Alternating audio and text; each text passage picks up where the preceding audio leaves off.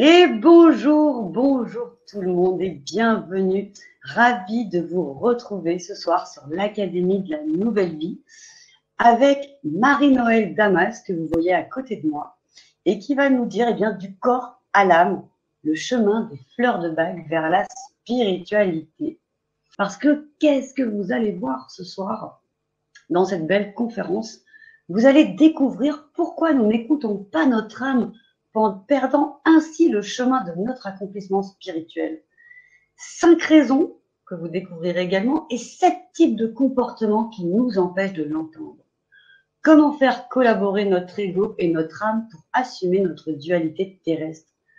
Comment agissent également les élixirs floraux pour retrouver votre connexion avec le grand tout? Et 3 fleurs qui en particulier vont vraiment vous y aider. Et donc, pour ceux qui ne la connaîtraient pas encore, je reçois ce soir Marie-Noël Damas, qui est psychothérapeute et conseillère en fleurs de bac. Elle est formatrice également et auteure. Et conférencière, comme vous pouvez le voir ce soir. Elle est aussi une épouse comblée, maman de 4 grands-enfants et de 6 petits-enfants. Et elle s'est spécialisée dans le suivi des deuils et des traumatismes. Il lui fallait donc un outil efficace et à la portée de tous pour aider les personnes à réguler leurs émotions violentes et retrouver le goût de vivre. Et c'est ainsi qu'elle a découvert le Dr Bach et sa méthode naturelle et efficace qu'elle partage maintenant avec enthousiasme, comme vous allez pouvoir le constater tout de suite en écoutant notre très chère Marie-Noël. Bonsoir tout le monde. Je vois que les gens arrivent dans la salle, c'est chouette. Vous allez pouvoir vous reposer. Ça me semble très intéressant comme conférence. Hein. D'après le que tu m'as décrit, c'est quand même intéressant. Hein. Oui, c'est assez sympa, tu vas voir. Je connais bien Marie-Noël, en plus, elle est très chouette. Merci. Merci. Voilà.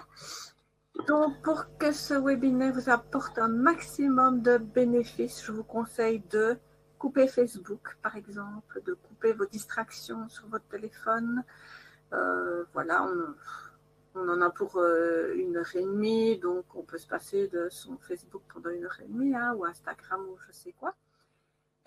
Pour bien entendre, peut-être mettre des écouteurs, prendre de l'eau pour vous hydrater, c'est très important l'hydratation parce qu'on est fait de 99, je ne sais plus combien de pourcentage d'eau, et il y a beaucoup de messages qui passent à travers l'eau de notre corps, donc plus on en a, mieux c'est. Et alors, si vous voulez, vous pouvez bien sûr prendre des notes pour ne rien oublier de cette conférence. Et voilà. Alors, la conférence avait un titre et puis au fur et à mesure du développé de mon PowerPoint, le titre a un petit peu changé, quoi, mais donc, de toute façon, ça parle du corps à l'âme ou de l'âme au corps. Comment incarner votre spiritualité au quotidien grâce aux fleurs de bac. Donc, c'est un beau programme, hein, parce que souvent, la spiritualité, c'est très, très pas concret, on va dire. Et qu'est-ce qu'on attend de sa spiritualité? Surtout un bien-être, surtout être bien dans sa tête, dans son corps, être en unité avec le grand tout. Et il y a plein de circonstances qui font qu'on n'y arrive pas. Donc ici, les fleurs de bac, je vais vous expliquer comment elles fonctionnent dans ce cadre de la connexion avec votre spiritualité. Tant que peut-être tout le monde n'est pas encore là, est-ce que vous pouvez me mettre dans le chat pour vous, qu'est-ce que la spiritualité? Mais je ne comprends pas pourquoi j'ai celle-là, parce que non, c'était pas ça. Ah, flûte. Donc, qu'est-ce que une spiritualité, la spiritualité pour vous, en quelques mots, 2, 3 mots, parce que il n'y a pas grand-chose à en dire. Il y a beaucoup de choses à en dire, donc on ne saurait pas faire ça en détail, mais en 2 mots, qu'est-ce que la spiritualité pour vous?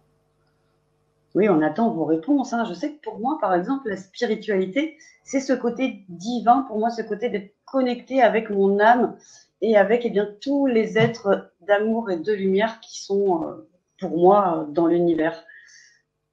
Pour moi, la spiritualité, c'est ça, c'est donc d'être connecté à cette partie divine. Voilà, donc j'entends vraiment le mot connecter, connexion, et ça c'est vraiment un mot qui va nous suivre tout au long de la conférence, cette idée de connexion. Alors, on commence à avoir des réponses. C'est se connecter au divin, connexion à l'âme et au grand tout. Ouh là là, ça va vite, ça descend. C'est la connexion avec plus grand que soi, être bien ancré et s'ouvrir au monde subtil, s'ouvrir au divin. Ça défile tellement vite, excusez-moi, je n'ai pas le temps de vraiment tout lire, vous êtes formidable. D'accord. Un chemin de confiance de plus en plus large, connexion au sacré, c'est connecter au grand tout. C'est une photo de notre fort intérieur en lien avec nos croyances. Connexion avec notre environnement. Pour moi, la spiritualité, c'est ce qui donne un sens à la vie. C'est magnifique tout ce que vous dites. Oui, c'est chouette, c'est chouette. On voit que les gens ont l'habitude d'utiliser ce mot-là et ils savent à peu près précisément ce que ça leur apporte et ça, c'est super chouette, quoi. Je me doutais bien que sur l'Académie de la Nouvelle Vie, les gens quand même étaient un peu connectés à ce genre de définition, donc je savais que ça irait vite.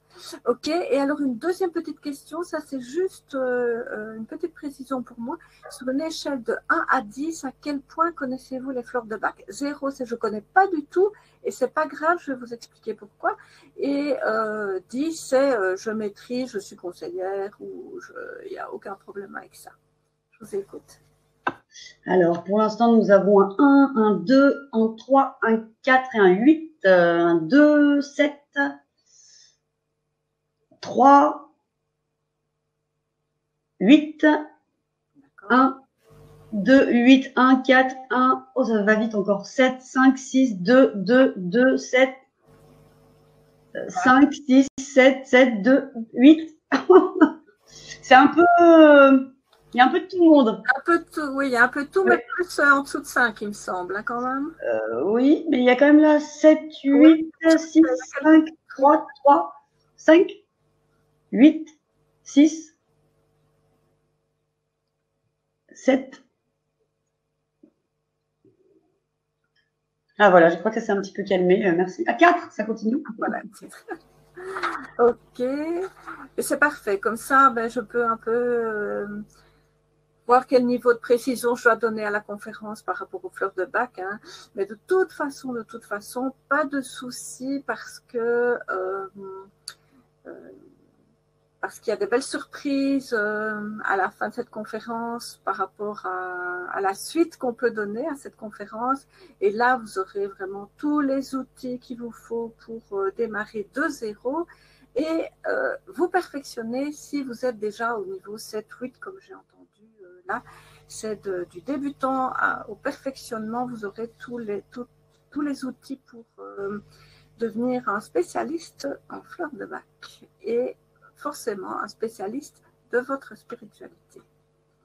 Et nous avons Nora aussi qui nous met 10. Oh là là, elle me met la pression, la Nora. Donc Nora, je compte sur vous pour corriger mes fautes s'il y en a, d'accord? Donc, pas de souci, c'est parfait ça. Ok. Alors, quelles sont un peu les difficultés de vivre sa spiritualité au quotidien?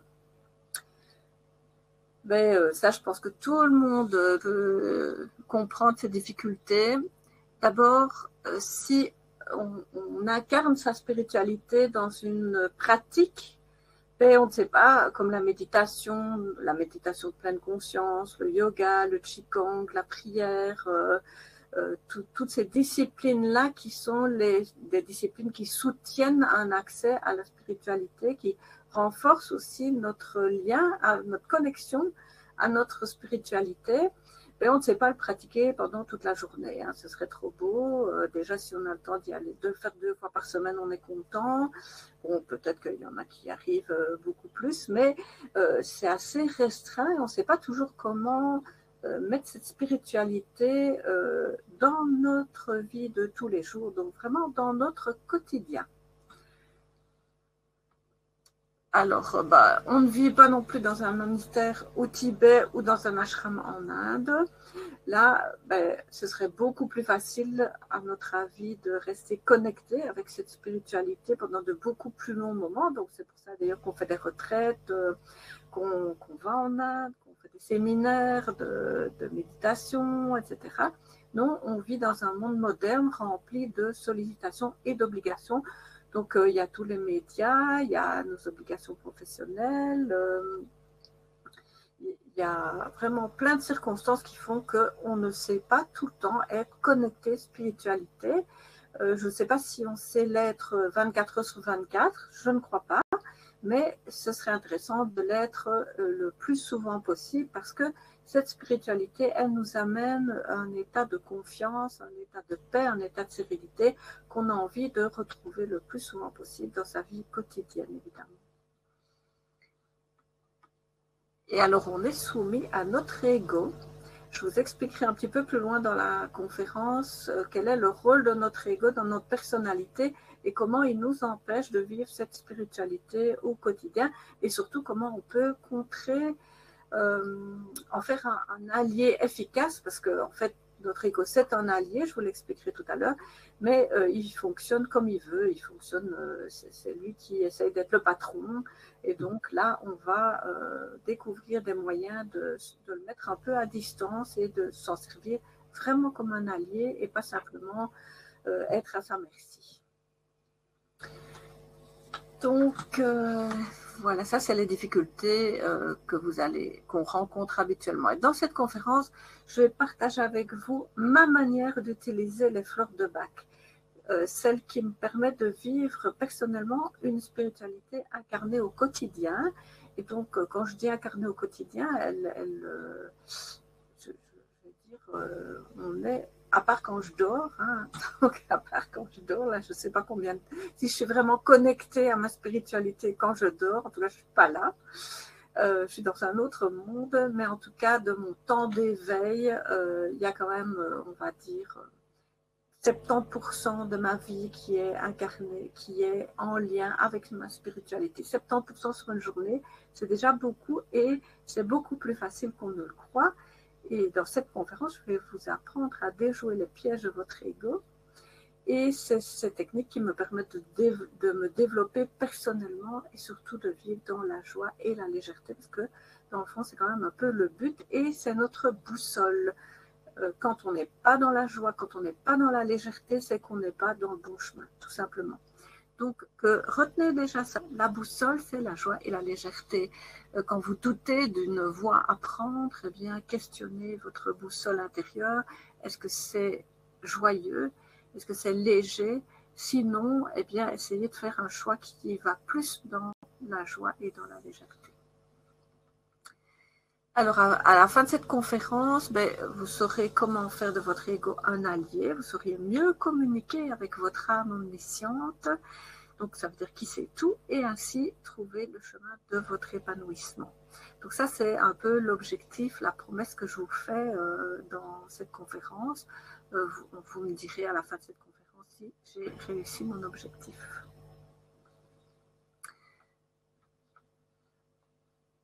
Alors, une petite question de nouveau pour vous, un petit peu de travail pour Stéphanie. Pour vous, qu'est-ce que ça veut dire vivre sa spiritualité au quotidien? Donc, je l'ai dit tout à l'heure pour moi, mais sans entrer dans les détails, ce serait quoi pour vous vivre votre spiritualité au quotidien? Oh, c'est vrai que c'est une vaste question, ça quand même. Moi, je suis impatiente de voir aussi vos réponses parce que en essayant de me la poser, moi, je me suis dit que ce serait peut-être justement d'être toujours dans l'authenticité et d'essayer d'être le plus possible moi et mon être véritable dans toutes mes interactions au quotidien.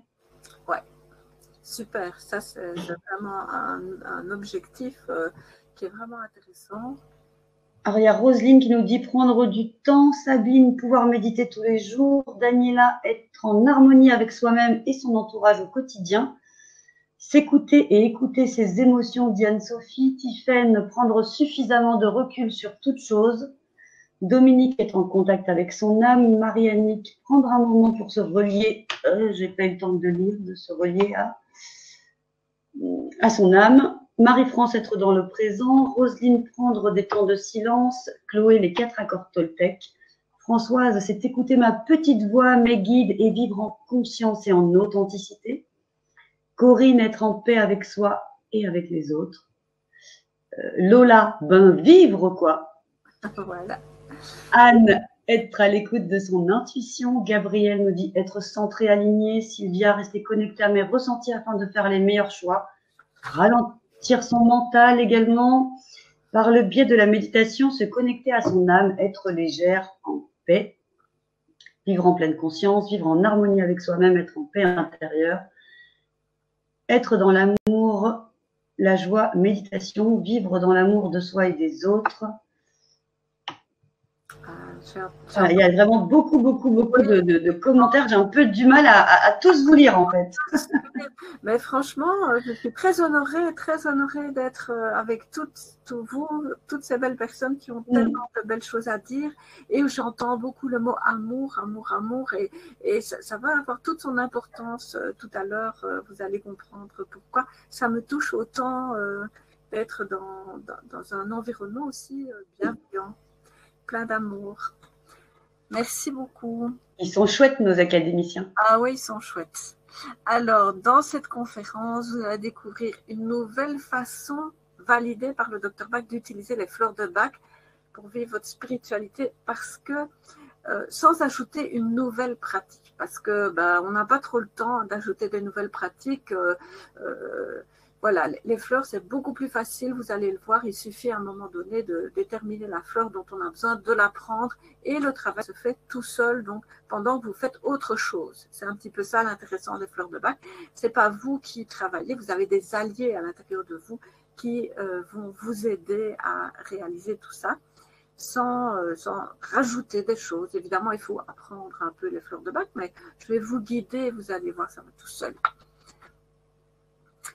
Alors, aussi, pourquoi on n'écoute pas notre âme, puisque j'entends dans vos réponses que c'est la spiritualité, pour vous, c'est cette connexion avec votre âme. Donc, pourquoi est-ce que finalement, on n'arrive pas à l'écouter tout le temps?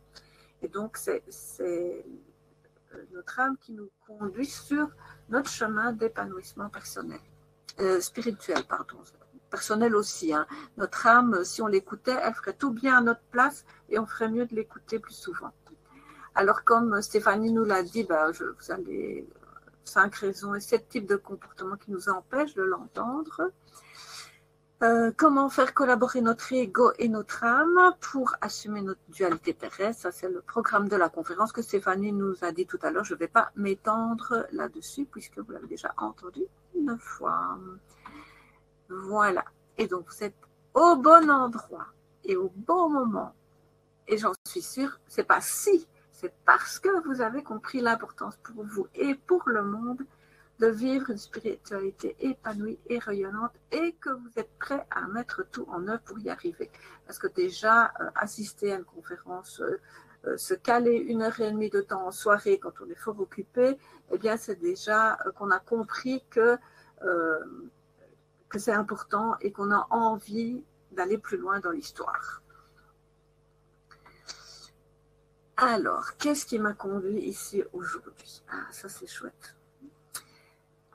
J'adore cette histoire. Elle me met les poils, comme on dit, chaque fois que je la raconte. Et je pense que c'est vraiment pour ça que je suis tellement enthousiaste dans le message que je donne depuis 30 ans maintenant. Et enfin, les fleurs de Bach, pas 30 ans. Il n'y a pas 30 ans que je connais les fleurs de Bach. Mais avant, j'ai fait de l'astrologie, j'ai fait du tarot psychologique. Je suis thérapeute depuis 30 ans. Donc, une spiritualité incarnée, c'est aussi une spiritualité qui est dans la pratique de sa profession. Et donc, voilà. Donc, je vais vous raconter mon histoire. Donc, on est en 1988. J'ai 30 ans. Je vis un divorce difficile avec des problèmes de garde d'enfants. Je vous épargne tous ces problèmes. D'ailleurs, pour moi, c'était presque dans une autre vie. Mais mon mari actuel, donc ça, c'est les gardes d'enfants, c'est avec l'ancien mari, avec qui je suis restée mariée 7 ans. Et puis, mon mari actuel, il vient d'avoir un cancer et je suis enceinte de 5 mois de mon 4e enfant. Je je viens d'entrer dans l'administration, donc je suis vraiment... attends, il y a un anachronisme. En fait, je suis enceinte de mon 4e enfant quand on annonce quand on trouve que mon mari a un cancer. Rassurez-vous, tout s'est bien terminé, il s'en est bien sorti. Voilà, s'il était là, il ne me dirait pas tout à fait très bien, mais bon, voilà. Et on a des difficultés financières, je dois payer une pension alimentaire, c'est vraiment la galère. À cette époque, je vais vraiment pas bien du tout, mais je n'y connais rien en développement personnel. En fait, je viens à peine de découvrir l'astrologie et je me dis là, ça m'intéresse, il y a quand même des choses à comprendre, c'est intéressant. Donc, je ne sais même pas que ça existe, hein, le développement personnel, pour tout vous dire, à ce moment-là. Et un jour, mon mari rentre avec un livre qui me permet de dresser un thème astrologique. Donc, je décide de m'y intéresser, je me dis ça va sûrement me donner des réponses par rapport à tout ce que je vis aujourd'hui et surtout me rassurer par rapport au futur aussi. Je m'étais déjà tournée vers la religion, mais bon, sans grand succès, oui, occasionnel, mais pas vraiment des grands succès. Et puis un jour, je suis au bureau, je suis en train de réfléchir entre cette similitude entre les atomes de ma matière et le système solaire. Donc en fait, je suis assise et je me dis, ben tiens, les atomes, c'est comme le système solaire, c'est beaucoup de vide, un noyau et des trucs qui tournent autour. Donc le système solaire, c'est le Soleil et des planètes qui tournent autour. La matière, c'est chaque électron, enfin chaque atome est fait d'un noyau avec des électrons, des machins qui tournent autour, mais c'est fait de beaucoup de vide. Donc c'est pas très solide tout ça. Je suis sur ma chaise et je me dis, ben c'est bizarre, j'ai cette sensation d'être sur du solide et c'est pas du solide. Et tout à coup, voilà que je commence à me diluer. Je me dis, ben, les atomes, c'est comme si c'était des petits systèmes solaires qui sont dans chacune de mes cellules. Et je commence à devenir, c'est vraiment très étrange, il n'y a pas vraiment beaucoup de mots pour ça.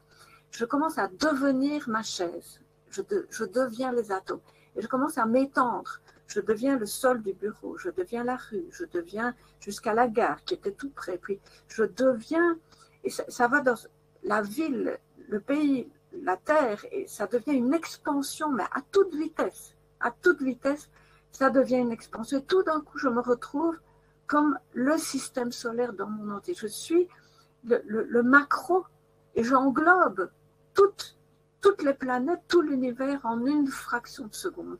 Et dans l'instant, ça se retourne. Et je deviens je suis dans l'infiniment petit et je suis alors dans l'univers tout entier. Et cet univers, et ça, c'est pas le plus extraordinaire, c'est déjà extraordinaire. Cette sensation de mouvement de l'intérieur vers l'extérieur. Et tout à coup, je sens un grand cœur qui bat. Comme quand on fait une échographie, là. C'est un cœur de bébé. C'est vraiment, je sentais le cœur de l'univers qui était en train de battre, le rythme de l'univers qui était en train de battre.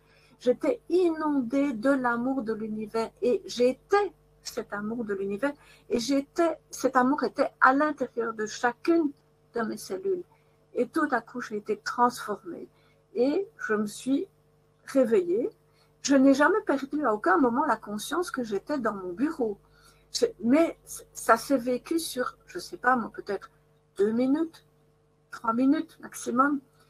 Et après, j'étais complètement transformée. Je ne vibrais plus que d'amour. Donc, tous mes problèmes avaient perdu de leur intensité. Il n'y avait plus qu'une seule chose qui existe. Donc, cet ex-mari que je détestais de tout mon cœur, mais c'était terminé, tout ça, c'est comme si c'était une affaire classée et j'étais pleine d'amour. J'avais l'impression d'être devenue folle et en même temps j'étais sûre que c'était une révélation, j'étais sûre que l'univers fonctionne comme ça, je suis sûre que nous sommes de l'énergie dans de l'énergie et que le cœur de cette énergie, ce n'est que de l'amour. Et pourquoi est-ce qu'on perd cette connexion avec cet amour? Ça, il va me falloir beaucoup de temps pour le comprendre. Donc, à partir de ce moment, j'ai su qu'il fallait que je trouve l'explication de ce qui m'était arrivé. Et j'avais envie de partager ma découverte avec tout le monde, mais je ne pouvais pas, je n'avais pas commencé à... Vous savez, c'est difficile de partager avec des gens qui n'y connaissent rien, d'autant que moi, je n'étais pas du tout dans le domaine du développement personnel, de la spiritualité. Je ne savais pas du tout à qui parler. Donc, je suis restée avec ça, mais qui changeait ma vie littéralement. Donc, personne ne comprenait.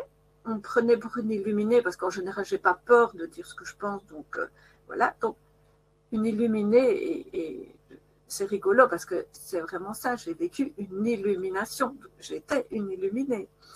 Mais je voulais qu'on me prenne au sérieux, mais sur quelle base? J'avais aucun moyen de convaincre les gens que ce que j'avais découvert avait une base scientifique, ou je me sentais vraiment seule au monde.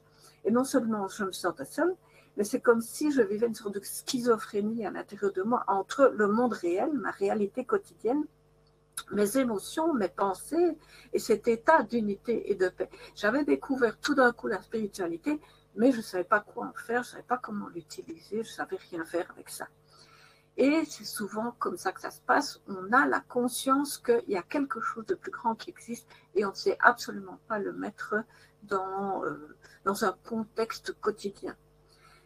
Et je finissais par douter moi-même de ce que j'avais vécu au fil du temps sans savoir comment pratiquer, je savais juste me reconnecter de temps en temps à cette énergie d'amour que j'avais ressentie. Je suis toute tremblante en vous racontant ça, parce que c'est une expérience qui est vraiment fantastique et que je revis encore chaque fois que j'en parle.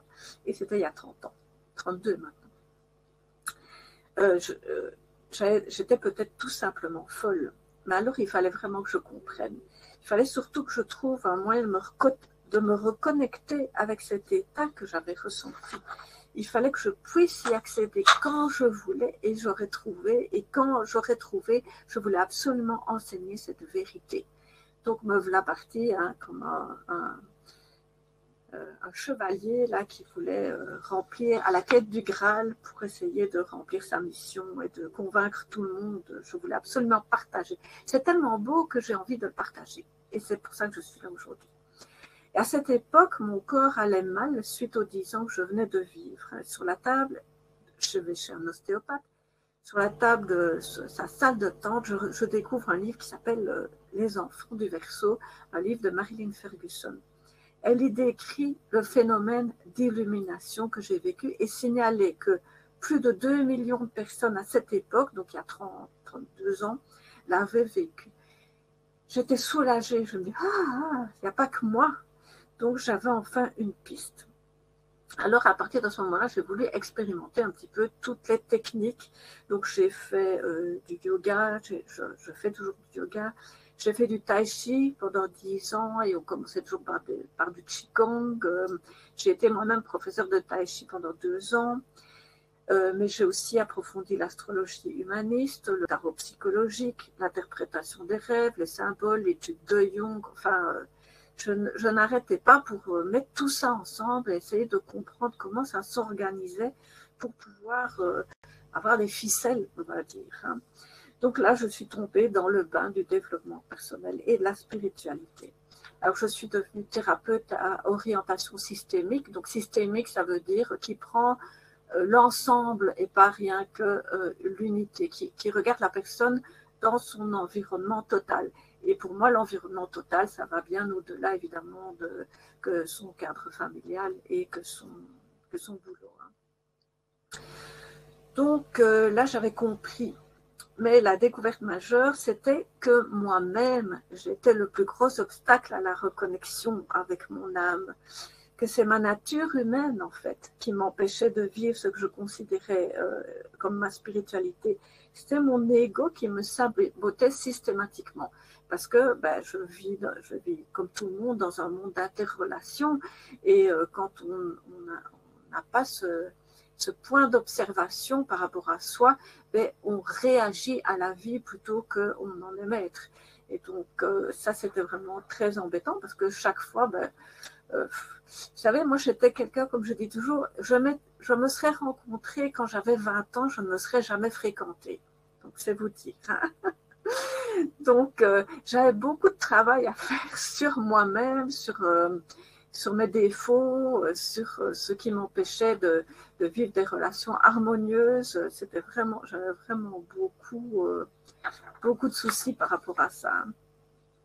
Et alors, il y a 5 ans seulement, j'ai toujours en chemin, j'ai rencontré la philosophie du docteur Bach. Je n'ai pas dit les fleurs de Bach. Hein. Les fleurs de Bach, ça, je connaissais déjà un peu depuis longtemps, mais je ne savais pas du tout que le docteur Bach était médecin, par exemple. Donc, pour moi, les fleurs de Bach, c'était une marque. Voilà, et je les utilisais, ça fonctionnait bien, mais je ne savais pas tout ce qu'il y avait derrière. Et donc, je découvre la philosophie des fleurs de Bach.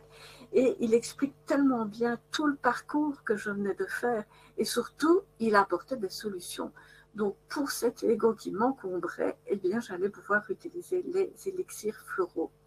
Alors, du coup, c'est devenu beaucoup plus facile de trouver ma route, de la nettoyer des obstacles que mon ego craintif mettait dans mon évolution personnelle. Et là, j'ai commencé à ressentir beaucoup plus souvent cet état de connexion que je cherchais à retrouver depuis si longtemps. Je peux être maintenant dans ma connexion la plupart du temps, et quand je n'y suis pas, je réfléchis avec les fleurs et avec d'autres outils, bien sûr, mais les fleurs, c'est vraiment un de mes outils favoris. Et ça m'a permis aussi de devenir une thérapeute beaucoup plus efficace, parce que quand on propose des fleurs aux gens, eh bien, en dehors des consultations, ils sont soutenus, ils sont accompagnés, ils ont des alliés en dehors des consultations. Et pour moi, ça, c'est vraiment important. Maintenant que j'ai les clés, sûrement pas encore toutes, hein, j'ai encore beaucoup d'années à vivre. Je compte bien devenir centenaire, donc j'ai encore beaucoup de choses à apprendre. Hein. J'ai envie de les partager, c'est ce que je voulais faire depuis le premier jour. Et ici, les fleurs de Bach m'aident au quotidien pour me sentir alignée et surtout dans l'amour dont nous sommes faits. Je vous expliquerai tantôt la philosophie des fleurs de Bach en détail alors. Donc cette connexion me donne de la confiance en moi, en ma mission et en mes rêves. Elle m'a apporté l'harmonie dans mon couple, qui est un fameux laboratoire. Hein. Les conjoints, les conjointes, c'est vraiment les gens qui nous font le plus évoluer, à mon avis, avec les enfants. Et dans mes relations, tout ça, ça m'a été vraiment d'une grande utilité. Ça me permet non pas de ne plus avoir d'émotions désagréables, parce qu'aussi longtemps, enfin, on est des humains, les émotions, c'est le sel de la vie. On ne va pas pouvoir échapper à nos émotions. Par contre, on peut, grâce aux fleurs, les accueillir et les laisser nous traverser. Et plus on fait cet exercice et plus les fleurs nous aident, plus ça va vite à dégager et plus on peut retrouver alors notre connexion. Mon ego est devenu maintenant mon protecteur, ce qu'il est censé être depuis le début. Et j'ai toujours le moyen de le rassurer si de temps en temps il recommence à vouloir prendre le pouvoir, parce qu'on est des humains et notre ego, c'est vraiment le garant de notre survie et il faut tout le temps le rassurer. Et je voudrais transmettre le moyen d'arriver à un tel résultat, et c'est à ça que sert cette conférence. Alors, non, ça c'est pas... Attendez, hein. Voilà. Alors, pourquoi je fais cette conférence? Parce que je vois trop de gens qui cherchent désespérément à accéder à cette sérénité alors qu'elle est à l'intérieur de nous en fait, et que c'est pas à l'extérieur qu'on peut la trouver, mais c'est en se reconnectant à l'intérieur. Je vois aussi trop de personnes qui abandonnent leur pratique spirituelle parce que ça ne leur apporte ce qu'elles cherchent qu'au moment où elles font leur pratique. Voilà, la méditation, le yoga, enfin toutes les pratiques qu'on peut, même la marche dans la nature, etc. Mais on arrive à se connecter qu'à ces moments-là. Et je voudrais que ça devienne pour vous une connexion beaucoup plus fréquente, on va dire, et beaucoup plus longue dans la journée, beaucoup plus souvent, que vous puissiez vous connecter beaucoup plus souvent.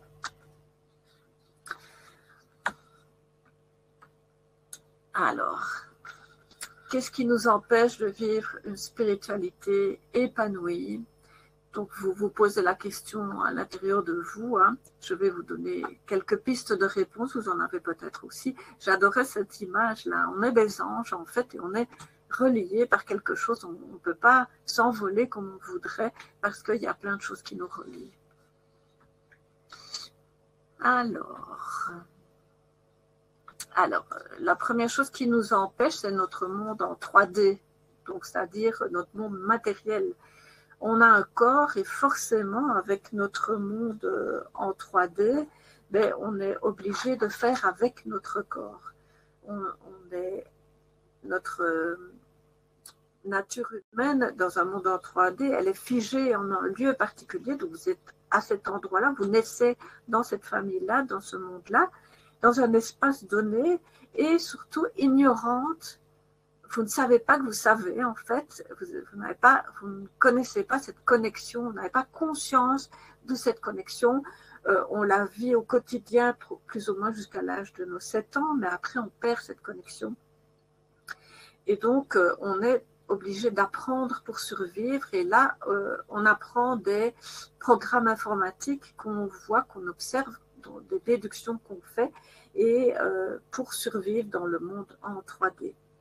Et donc, voilà pourquoi. Ça, c'est un des premiers obstacles qui nous empêche de vivre notre spiritualité au quotidien.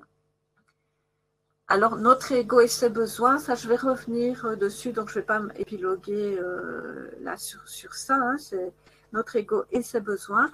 Et notre ego, il a l'habitude de créer des personnages pour se présenter aux autres. On a tous nos masques. Face à certaines personnes, on utilise certains... et ça, je parle beaucoup des masques dans les ateliers, les personnages que notre ego a créés. Je vais en reparler plus tard aussi. Donc, simplement, on va prendre... au niveau de la spiritualité, ben, on voudrait avoir ce masque, cet être complètement spirituel qui sait affronter toutes les situations de la vie comme sur un petit nuage, qui a toujours la réponse à tout, qui sait toujours se sortir de toutes les situations, qui va jamais rentrer en conflit avec les autres. Donc déjà ça, c'est un personnage que notre ego a créé. Donc il faut déjà le repérer dans un premier temps, et il y en a bien d'autres pour pouvoir vivre dans notre quotidien. Et alors les émotions que ces personnages les émotions qu'on ressent quand ces personnages sont en danger, quand on nous critique par rapport à certaines choses, ou la peur de ne pas être à la hauteur des personnages qu'on voudrait bien incarner. Donc ce n'est pas notre faute, on n'a pas conscience de tout ce qui se met en place à notre insu depuis notre naissance. Il nous manque le mode d'emploi pour vivre dans le monde en 3D, et on aspire qu'à réactualiser le monde dont on vient. Donc, pour être en sécurité, au lieu de s'aventurer hors de notre zone de confort, eh bien, on va réactualiser tout le temps, le monde qu'on connaît parce qu'on y est en sécurité. Et donc, ça, c'est vraiment très important de savoir qu'on a tendance à être souvent dans l'insécurité, quoi. Alors, la bonne nouvelle, c'est que si vous êtes là à m'écouter, c'est que vous avez déjà fait un chemin de développement personnel. Vous avez déjà la conscience que quand vous vous éloignez, de votre objectif spirituel, non, vous avez déjà conscience quand vous vous éloignez de votre objectif spirituel, parce que votre vie devient beaucoup plus fade, beaucoup moins agréable à vivre. Vous savez que la spiritualité n'a rien à voir finalement avec le confort de votre âme, parce que on peut avoir l'impression qu'en réalisant ses rêves, par exemple, eh bien, c'est bon, on rencontre le désir de notre âme, mais il y a une dimension qui est encore plus grande que la satisfaction de notre âme même. Donc la spiritualité n'a rien à voir avec le confort de notre âme personnelle, mais c'est la réconciliation avec notre lumineuse origine. Donc ça, c'est Daniel Meuroy qui fait cette citation. Et là, j'ai mis des lanternes, parce que le meilleur exemple pour moi de la finalité de la spiritualité et de la vie en général, c'est comme ces petites lanternes. J'ai une amie qui m'a raconté ceci. Elle était à l'hôpital, elle accompagnait quelqu'un de mourant, elle était vraiment très, très mal. Et elle se rend à la chapelle de l'hôpital où il fait tout noir, vraiment tout noir. Sauf que, comme dans toutes les chapelles, vous savez ou vous ne savez pas, il y a une petite lumière qui est là, allumée en permanence, souvent dans un petit récipient rouge. Et donc, cette lumière était là, et grâce à cette petite lumière, tout d'un coup, elle a pu s'habituer à l'obscurité, donc à ce noir qu'elle ne voyait autour d'elle, et qui représentait aussi le noir dans lequel elle était. Elle a pu voir l'autel, elle a pu voir le beau bouquet de fleurs qu'il y avait sur l'autel, et petit à petit, tout s'est éclairé. Et nous, on est comme ça, on est des petites lumières qui sont posées quelque part, chacun à son endroit particulier, et qui brillons, non pas de notre flamme à nous, non pas de notre ego personnel, mais on brille du grand feu de l'univers, du grand tout. Et c'est notre boulot sur Terre, c'est de nettoyer les vitres, simplement, pour que cette lumière, où qu'elle soit toujours visible pour quelqu'un de passage. On n'est même pas obligé de mettre cette lumière sur un autel ou on n'est pas obligé de la mettre quelque part. Tous les jours, vous êtes cette lanterne. Et où que vous soyez, votre boulot, c'est de nettoyer les vitres pour que cette lumière puisse illuminer les autres qui passent dans votre environnement. Et petit à petit, comme vous le voyez, et j'entends, je vois, je sais que vous êtes tous là comme des petites lanternes, là derrière, toutes rassemblées. Et ces lanternes, elles ont déjà un beau potentiel lumineux. Et c'est comme ça qu'on éclaire le monde. On n'éclaire pas, on chasse pas l'ombre, on allume la lumière. Ça doit être Confucius ou je ne sais qui a dit ça, mais voilà, on ne sait pas chasser l'ombre, ça ne sert à rien. On ne sait pas comment faire, il y a trop d'ombre. Par contre, quand on allume la lumière, l'ombre s'en va toute seule. Voilà, c'est beau hein, ça quand même. Je suis enthousiaste de cette idée-là et j'adore ma vie grâce à ça. Donc ça, c'est vraiment l'image qui me tient et qui me permet au quotidien, quel que soit l'endroit où je me trouve, de me dire, voilà, je nettoie mes vitres pour être cette lumière. Mais je ne sais pas ce qui va passer à travers moi. Je ne sais pas ce que vous allez retenir de cette conférence. Je parle au nom du grand tout, c'est bien présomptueux, mais je suis traversée par le message du grand tout. On va dire ça comme ça. Alors évidemment, il existe plein de moyens d'arriver à une spiritualité épanouie.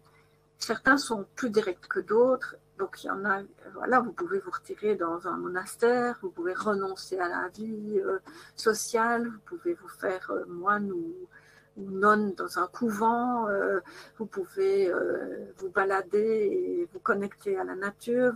Voilà, il y a plein de moyens.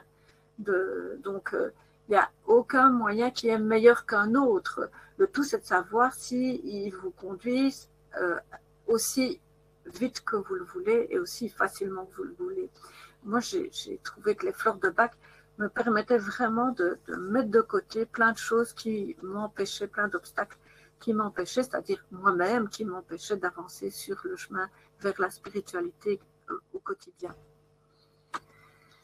Alors, qu'est-ce que les fleurs de Bach? Donc, on va entrer dans le vif du sujet. Qu'est-ce que c'est en fait les fleurs de Bach? Ce sont des fleurs que le docteur Bach a découvertes et qui sont solarisées, c'est-à-dire qu'on les fait tremper dans de l'eau et on les met au soleil pendant 3-4 heures et le message de la fleur se dilue dans l'eau et puis on met des conservateurs du cognac dans l'eau pour le conserver et le message de la fleur est toujours présent. Vous allez me dire comment est-ce qu'il a fait le docteur Bach pour savoir, etc. Ça, c'est une très très longue histoire. Toujours est-il qu'il a découvert plusieurs familles de fleurs de Bach, etc. Je vais vous parler de lui dans un instant. Donc, il y a 38 fleurs et le Rescue, qui est une association de 5 fleurs parmi les 38 fleurs que le docteur Bach utilise et que la plupart des gens, on connaît les fleurs de Bach grâce au Rescue. Je vous conseille d'en avoir toujours dans votre sac, quelle que soit la marque, parce que Rescue, c'est la marque du Dr Bach, mais il y a plein d'autres fabriques de marques de fleurs de Bach. C'est un procédé de fabrication, en fait, les fleurs de Bach. Mais il n'y a que les fleurs de Bach originelles qui peuvent avoir Bach sur l'étiquette comme présentée là. Mais elles sont efficaces toutes, hein, donc il n'y a pas de souci avec ça. Hein. Donc tous les chemins mènent à Rome, y compris pour les fleurs de Bach. Alors notre ami le docteur Bach, en fait, il était médecin, c'était un homme d'une très très grande sensibilité, était très sensible à la souffrance d'autrui et depuis tout petit, il voulait absolument trouver un moyen pour que les gens puissent se soigner eux-mêmes.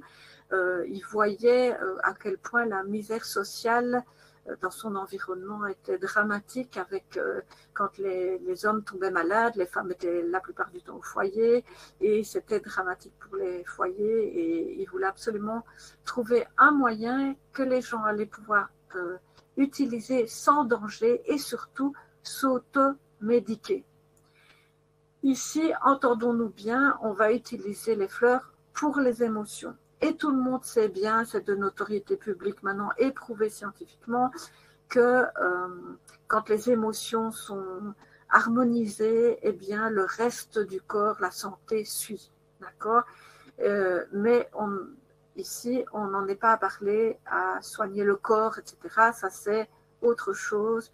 On va utiliser les fleurs pour améliorer la gestion de nos émotions, pour aller mieux au niveau de nos émotions et le reste suivra.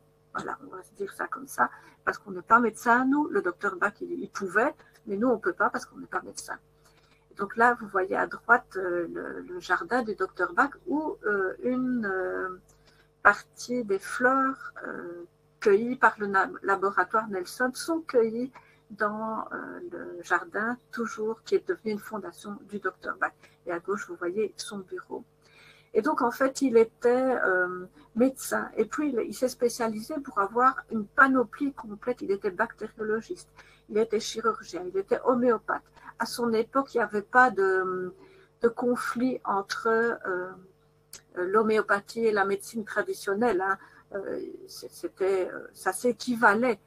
Ce n'est qu'après la guerre 40, je ne vais pas rentrer dans les détails de cette histoire-là parce que c'est trop long. Hein. Stéphanie, il faut m'arrêter hein, quand je parle trop longtemps parce que moi, je peux parler pendant des heures. Hein. Donc, tout ça, vous le découvrirez aussi en détail dans les ateliers. Peu importe, toujours est-il que c'était un monsieur qui avait vraiment découvert le lien. Donc, vous vous rendez compte, regardez la date, il est mort en 1936. Dans ses recherches scientifiques prouvées, il avait trouvé le lien entre les émotions et les maladies chroniques. C'était sa spécialité. Alors maintenant, on vient, soi-disant, de découvrir ça. Ça fait tout un pataquès. Il était spécialiste des intestins et il savait dire en rencontrant ses patients et leur comportement émotionnel, leur comportement dans la vie, il savait dire quelles bactéries il allait trouver et il savait de quelle pathologie ces personnes étaient le plus susceptibles de souffrir. Donc, vous voyez, il était très, très pointu et il a fini par abandonner son laboratoire, etc., pour se fier à ses intuitions parce que finalement, il cherchait chaque fois à prouver ses intuitions. À un moment donné, il s'est dit, bon, ben, j'en ai marre maintenant, j'ai trouvé le système et je vais à la recherche de ces fleurs qui vont pouvoir guérir les maladies chroniques et soigner les émotions. Et voilà notre sympathique Dr Bach, moi je l'adore. Voilà. Alors c'est quoi en fait sa philosophie de vie? Ça c'est vraiment important. Alors nous avons tous une mission dans la vie inspirée par notre nature profonde. Bon, probablement que la plupart d'entre nous, hein, étant donné qu'on fait quand même partie de l'Académie de la Nouvelle Vie et que la conférence tourne autour de la spiritualité, on a cette idée qu'on a une mission à accomplir. Donc lui aussi, il avait cette idée-là, hein, depuis qu'il était tout petit. Hein. Alors, il nous dit, on sait qu'on est dans notre mission quand on éprouve de la joie et de la légèreté. D'accord? Donc moi, je sais que je suis dans ma mission ce soir parce que je suis très contente d'être là et c'est très chouette pour moi. Je suis vraiment très, très contente. Alors, si on se déconnecte de son moi profond, le mal-être, voire la maladie intervient. Donc ça, c'est lui, il explique la maladie de cette manière-là. Donc vous vous rendez compte l'époque, hein, il explique la maladie de cette manière-là. Si on est déconnecté de nos aspirations profondes, alors on tombe malade. Alors qu'est-ce qu'il nous dit encore? Il nous dit, alors la nature, les 38 fleurs choisies par le docteur Bach, possèdent les vibrations nécessaires pour nous reconnecter. Souvenez-vous de mon histoire, j'ai compris que nous étions de l'énergie dans de l'énergie. Parce que depuis, avec les recherches de physique quantique, qui sont d'ailleurs apparues à partir de 1936 dans la période du Dr Bach, donc aujourd'hui on commence à entendre parler de la physique quantique, eh bien déjà en 1936 on parlait de physique quantique. Mais il y a de plus en plus de preuves au niveau de la physique quantique. Donc, on est des vibrations, on est de l'énergie dans de l'énergie. Et donc, tout a une influence sur tout. On est interconnecté, interrelié, et la moindre de nos pensées a une influence sur tout. Donc, les fleurs, avec leurs vibrations particulières, ont des qualités qui vont nous reconnecter à notre âme en fonction des types de déconnexion que nous vivons. Alors, nos émotions face à ce que nous vivons donnent l'indication de la fleur à utiliser. Donc, c'est ce que je vous disais. Le docteur Bach, il avait compris que si on est plutôt enthousiaste comme moi, par exemple, verveine, c'est vraiment la fleur qu'il me faut parce que quand je suis enthousiaste, parfois je pars un peu trop dans mes délires ou j'ai envie de convaincre tout le monde et je saoule les gens. Donc, alors je prends verveine et comme ça, je me sens beaucoup mieux. On en parlera peut-être tantôt. Et donc, je reste alors à ma place et j'arrête d'agir et j'irradie plutôt qu'agir. Donc, voilà, c'est pas compliqué de trouver la fleur qui nous convient. Alors, le chemin vers la spiritualité, là, on vient de notre idée du corps à notre âme. Notre corps, il a un allié, il a un garant, et c'est notre ego. Là, vous voyez un psychologue qui s'appelle Abraham Maslow et qui a bien compris comment ce qui nous empêche d'accéder à notre spiritualité. C'est-à-dire que on a tous besoin de manger, de boire, de dormir, de respirer, de se reproduire. On a des besoins de base. Si ces besoins ne sont pas remplis, eh bien, vous pouvez... la spiritualité n'a presque aucun sens. Oui, sauf si vous êtes un moine et que vous faites une ascèse, ok, vous n'avez pas besoin de ça, on est d'accord. Mais pour la plupart d'entre nous, si on a faim, si on a mal, eh bien, si notre corps souffre, eh bien, on n'est pas dans la spiritualité. Moi, je dois bien avouer que c'est un de mes points faibles. Une fois que je suis en douleur physique, eh bien, un médicament, j'ai tendance à aller vers la boîte de médicaments plutôt que d'utiliser mes outils, parce que je suis impatiente et parce que c'est un besoin fondamental de se sentir bien dans son corps. Donc ça, c'est une chose importante. Et en fait, il faudrait aller dans l'autre sens. Les fleurs vont m'apaiser et alors j'irai mieux dans mon corps. Alors, on a besoin de sécurité. Si vous n'avez pas de toit sur votre tête, vous n'allez pas commencer à chercher à accomplir votre spiritualité.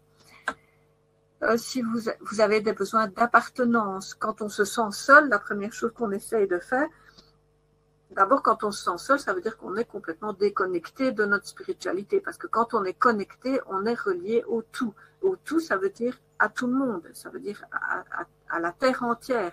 Donc, on ne souffre pas de solitude quand on est dans sa spiritualité. Donc, si vous êtes dans la recherche, vous avez ce besoin d'appartenance, et que ça vous pose un problème, de nouveau, la spiritualité, vous n'allez pas vous en faire. Mais plus on va monter dans l'échelle, plus on touche à cette idée de spiritualité. Donc, l'estime de soi, si vous avez été démoli dans votre estime de vous, etc., mais c'est très difficile. Vous devez d'abord vous renforcer, d'abord avoir confiance en vous pour pour pouvoir avoir accès à d'autres dimensions. Maintenant, de nouveau, plus vous êtes près du sommet, plus on peut aller dans l'autre sens. Parce que c'est votre spiritualité aussi qui va vous donner la confiance et le respect des autres et par les autres et votre estime personnelle. Parce que vous allez engrammer cette confiance en vous. L'accomplissement personnel, si vous êtes si vous vous considérez comme étant un raté, mais vous allez essayer d'abord de réussir votre vie personnelle avant de réussir une vie pour les autres. Et ça peut passer par vous dévouer complètement aux autres dans votre accomplissement personnel. Ça va vous donner cet accès à la spiritualité, mais c'est peut-être votre ego qui parle, parce qu'il a ce besoin que vous soyez lumineux, sinon il en souffre. Et donc, voilà qu'on arrive à ce besoin d'idéalisation de spiritualité. Il faut que vous ayez un certain standing intérieur, on va dire, et extérieur, pour que la spiritualité devienne quelque chose d'accessible. Sinon, vous allez utiliser votre spiritualité pour combler vos besoins physiques et vos besoins d'ego, vos besoins de reconnaissance, mais ce ne sera vraiment pas une spiritualité connectée. Ce sera une spiritualité qui va vous aider, certes, mais qui n'apportera pas toute sa dimension de plénitude. Et donc, c'est comme ça qu'on va du corps à l'âme. D'accord? Donc, voilà un petit peu. Et notre ego, il est le garant de notre corps. Donc, le garant de notre progression de ce développement personnel, c'est notre ego, notre soi, donc avec un petit S, avec comme outil notre corps. Notre ego, c'est grâce à nos égos que les gens, on peut survivre de génération en génération. S'il n'y avait pas notre ego, on ne serait pas identifié, on ne se défendrait pas, on serait vulnérable et on ne pourrait pas sentir qu'on existe. D'ailleurs, par exemple, les petits-enfants, en dessous de 7 mois, ils sont complètement connectés dans l'aura de leur mère, dans l'énergie de votre mère. Ils ne savent pas distinguer qui est moi, qui n'est pas moi. Et donc, ils n'ont pas encore leur ego. Et puis, cet ego va commencer à se construire. Ils ont quand même peur. Peut-être que je ne sais pas tout à fait correct. Hein. Je pense qu'on a un ego, mais qui se manifeste, qu'il est plus en danger à partir du moment où il rencontre l'autre, ami ou ennemi. Hein. Donc, c'est lui qui assure la cohésion de notre personnalité. Mais alors, lui, il fonctionne dans un mode de survie, dans une relation moi et les autres. C'est est-ce que les autres sont des ennemis ou est-ce que les autres sont des amis? Il est on-off. Donc, il va essayer tout de suite de juger pour voir si l'autre est un ami ou un ennemi. Il fonctionne aussi à un mode très primaire. Il doit avoir 5 ans dans sa tête, notre ego. Donc, il est vite déstabilisé, il a vite peur, il est vite inquiet et donc il va se défendre et être dans l'attaque ou dans le repli la plupart du temps. Mais heureusement, il y a une instance en nous connectée avec la sagesse universelle. C'est notre soi, notre âme. Donc,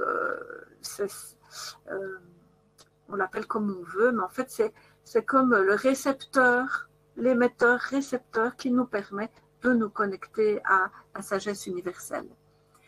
Notre voix intérieure, notre nature divine, celui ou celle qui sait ce qui est bon pour notre bonheur et notre accomplissement. C'est comme un GPS que nous aurions programmé pour notre apprentissage. Moi, j'ai cette image de comment ça fonctionne un peu la vie. C'est comme si on avait, avant notre naissance, écrit un jeu vidéo.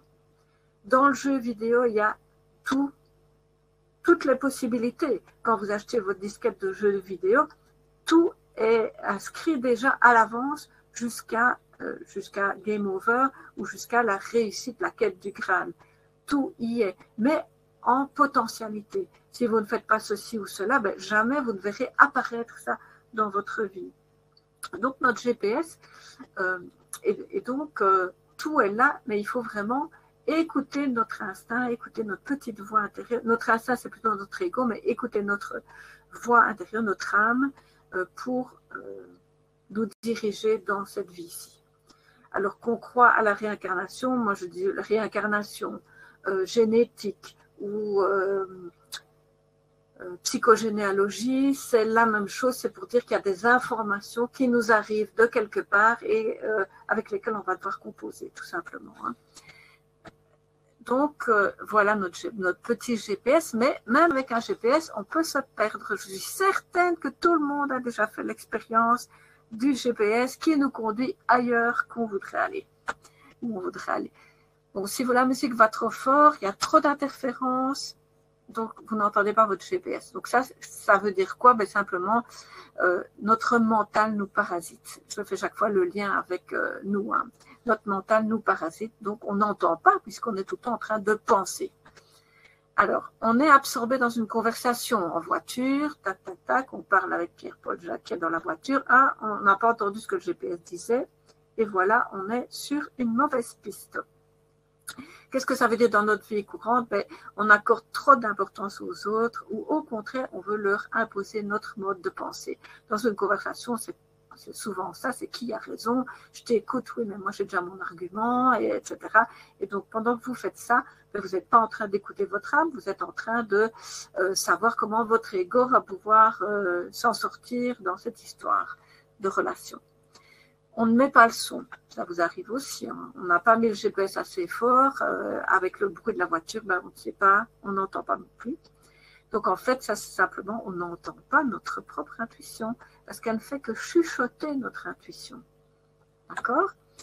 Mais alors, on estime que le GPS se trompe. Hein. Vous dites, ah, il a dû tourner à gauche, ben non, c'est tourné à droite. Eh ben voilà, ça c'est notre ego qui nous oblige à tout contrôler et qui dit, ben moi je sais, même si j'ai la sensation que c'est de ce côté-là, ben, je vais aller de l'autre côté. Et donc là, de nouveau, on n'a pas entendu notre GPS intérieur. On croit connaître un autre chemin, c'est-à-dire qu'on se fixe à nos expériences passées et on reproduit sans cesse les mêmes schémas ou bien on se fie trop aux autres, notre schéma ou celui des autres. Donc de nouveau, on n'écoute pas notre âme, on est en pilote automatique et on va reproduire simplement ce qu'on a déjà fait jusque maintenant. Quelles sont les conséquences de ne pas entendre notre GPS? Écoutons ce que le Dr Bach nous dit. Par lui-même, privé de communion avec le spirituel, le corps est comme une coquille vide, un bouchon de liège sur les eaux. Mais lorsque l'union est réalisée entre le corps et l'esprit, et là il met un grand E évidemment, la vie devient joie, aventure extrêmement enrichissante et voyage vers le bonheur, la santé et la connaissance. Alors, les 7 types de comportements découverts par le Dr Bach, et ça doit être des indications pour vous que votre ego est à l'œuvre et qu'il est temps d'utiliser vos fleurs. Hein. Alors, il y a l'hypersensibilité aux influences et aux idées. Évidemment, si vous êtes tout le temps en train d'écouter les autres, vous ne vous écoutez pas. Alors, le désespoir. Quand on est en désespoir, c'est parce qu'on n'a pas cette conscience qu'on est uni avec les autres. On se sent isolé. Souci excessif du bien-être des autres. Quand on essaie de protéger tout le temps les autres, c'est qu'on a peur quelque part ou qu'on veut régenter la vie des autres. De nouveau, c'est notre ego qui est à l'œuvre. Les peurs, évidemment, là vous comprenez tout de suite. Les incertitudes, si on écoute notre intuition, on a une certitude. Mais si on écoute notre mental, alors on ne sait pas par où aller. Il y a des fleurs pour chaque situation d'incertitude. Intérêt insuffisant pour le présent, mais quand on est trop dans notre esprit, dans nos rêves, dans nos rêveries, on n'est pas assez ancré, parce que la spiritualité, elle doit être incarnée, on doit être ancré, sinon c'est que de la rêverie, qui ne sert à rien. Oui, peut-être à vous déconnecter temporairement de ce monde, mais c'est pas ça le but, c'est vivre une spiritualité incarnée. Et puis bien sûr, il y a la solitude, là, c'est notre ego qui nous fait croire qu'on est tout seul au monde, simplement. Alors, le Dr Bach a découvert les 38 fleurs pour rééquilibrer les émotions. Je passe, voilà, là vous voyez ces magnifiques fleurs. La plupart des photos, ce sont des photos que j'ai réalisées et J'adore voir ces vibrations. Vous sentez déjà la vibration de la fleur rien qu'en regardant les photos. Hein. Vous n'êtes même pas obligé de prendre des fleurs. Ça, c'est une astuce aussi. Donc voilà un petit peu toutes les 38 fleurs que le docteur Bach a. D'ailleurs, pour ceux qui suivront les ateliers, ils vont recevoir les planches de ces 38 fleurs. Alors, je ne sais pas ce qu'il y a sur cette diapo. Comment, voilà, écoutons encore le docteur Bach. Comment est-ce que ça agit, les fleurs? Elles vont élever nos vibrations pour ouvrir nos canaux à la perception de notre moi spirituel. Donc, les fleurs sont capables, comme de la belle musique ou toute autre chose de grandiose qui nous élève et nous inspire, d'élever notre véritable nature et de nous rapprocher de notre âme. Quand vous êtes en présence de hard rock ou quand vous êtes en présence de Mozart, vous n'avez pas du tout la même vibration. Quand on vous montre une image avec des meurtres ou bien une image d'un beau coucher de soleil, vous n'êtes pas du tout dans la même vibration. Les fleurs élèvent la vibration. C'est ça, à partir de l'endroit où vous êtes. Ça, c'est vraiment le principe de fonctionnement. Alors, comment peuvent-elles nous aider au quotidien par rapport à la spiritualité? Eh bien, en apaisant notre ego. C'est vraiment la manière dont les fleurs vont agir. Apaiser notre ego pour entendre notre âme. Et alors ici, par exemple, je vous parlais tantôt, si on est trop enthousiaste par rapport à ces découvertes, notre ego a envie de partager, notre ego a envie d'imposer les choses, notre ego, il a envie de briller tout seul pour lui-même. Même si le but est noble, il n'y a rien à faire, c'est notre ego qui est à l'œuvre. On est trop admiratif des autres aussi. Ça c'est une possibilité que les fleurs nous apportent, c'est de nous remettre à de faire confiance à notre propre valeur. Où on ne peut pas s'empêcher de critiquer les autres. Ça, c'est un peu les 3 fleurs que je vais vous présenter maintenant. Voilà, il existe une ou plusieurs fleurs pour chacun de 4 figures. Ici, j'en ai pris qu'une par 4 figures, mais il y en a plusieurs. Hein. En apaisant les craintes de notre ego, se reconnecter au soi. Voici la belle verveine. Je n'ai pas fait de faute d'orthographe, c'est écrit en anglais, parce que le Dr Bach était en anglais, et donc on utilise plus souvent la terminologie anglaise que la terminologie française, mais peu importe, donc verveine en anglais, ça s'écrit comme ça. Donc verveine, c'est vraiment la fleur de l'enthousiasme, mais c'est aussi une fleur qui peut vous amener dans au niveau de votre spiritualité, dans des décollages. C'est-à-dire que moi, par exemple, à un certain moment, je fais partie d'une secte parce que je n'arrivais plus à connecter avec qu'est-ce qui est bon, qu'est-ce qui est juste. Voilà, il me semblait que leur message était intéressant et que dans cette secte, on pouvait vivre à fond cette spiritualité. Heureusement, j'en suis sortie tout à fait facilement, mais c'est à cause de Verveine où je me suis dit, voilà, on peut déconnecter totalement de la réalité. C'est très dangereux dans la spiritualité de déconnecter de la réalité parce que, voilà, quand on est en connexion justement avec des entités supérieures, etc. Moi, je ne pratique pas trop ce genre de choses, mais je sais que parmi vous, il y en a beaucoup qui le font. Eh bien, si vous êtes trop dans Verveine, vous avez tendance à croire tout ce tous les messages que vous canalisez, et peut-être que ce n'est pas les bonnes ondes, les bonnes énergies que vous canalisez. Voilà, par exemple, une fleur pour vous aider dans une spiritualité quotidienne. Peut-être que ça te parle, Stéphanie. Alors, large, ça c'est le mélèze, c'est vraiment quand on n'a pas confiance en soi. Donc, on n'a pas confiance qu'on est capable. Donc ici, quand je vous raconte tout ça, vous pouvez vous dire, non, mais moi, je n'y arriverai pas. Moi, je ne sens jamais mon intuition. Moi, j'aimerais bien être comme toi, enthousiaste, savoir des choses, etc. Voilà. Là, c'est votre ego qui parle. C'est lui qui a peur de ne pas avoir la reconnaissance dont il a besoin pour exister, tout simplement. Et ça, c'est le mélèze qui peut vous aider à simplement augmenter votre confiance en vous au niveau de votre ego. Donc, c'est important parce qu'une fois qu'il est rassuré, alors vous pouvez encore mieux vous connecter vous allez entendre, vous n'allez pas douter de vous. Donc, vous allez pouvoir entendre votre âme. Et alors, ça c'est un classique. Hein. Mais tout le monde, voilà, ça c'est mon côté excessif verveine. Je vais vous dire, tout le monde devrait prendre Beach, d'accord? Beach, c'est le être. Un des trucs que l'ego fait tout le temps, et c'est normal, je vous ai parlé tout à l'heure, ami ou ennemi, c'est de juger. On est tout le temps dans le jugement, tout le temps. Et c'est normal et c'est OK. C'est OK parce que c'est votre instinct qui prime. Vous avez besoin de savoir si la personne en face de vous est un ami ou un ennemi. Maintenant, ça ne se positionne plus autant dans votre survie physique, mais dans la survie de votre ego, il a toujours cet instinct de survie, votre ego. Hein. Donc, et quand on est en chemin vers la spiritualité, on se critique souvent soi-même. On est tout le temps en train de se dire, mais t'es pas assez ceci, t'es pas assez ça, ou bien on critique les autres dans leur chemin spirituel, alors que chacun a son propre chemin en fonction de sa propre lanterne. Hein. Vous savez qu'il y a plein de lanternes différentes, donc voilà, l'idée c'est qu'elle brille, c'est tout.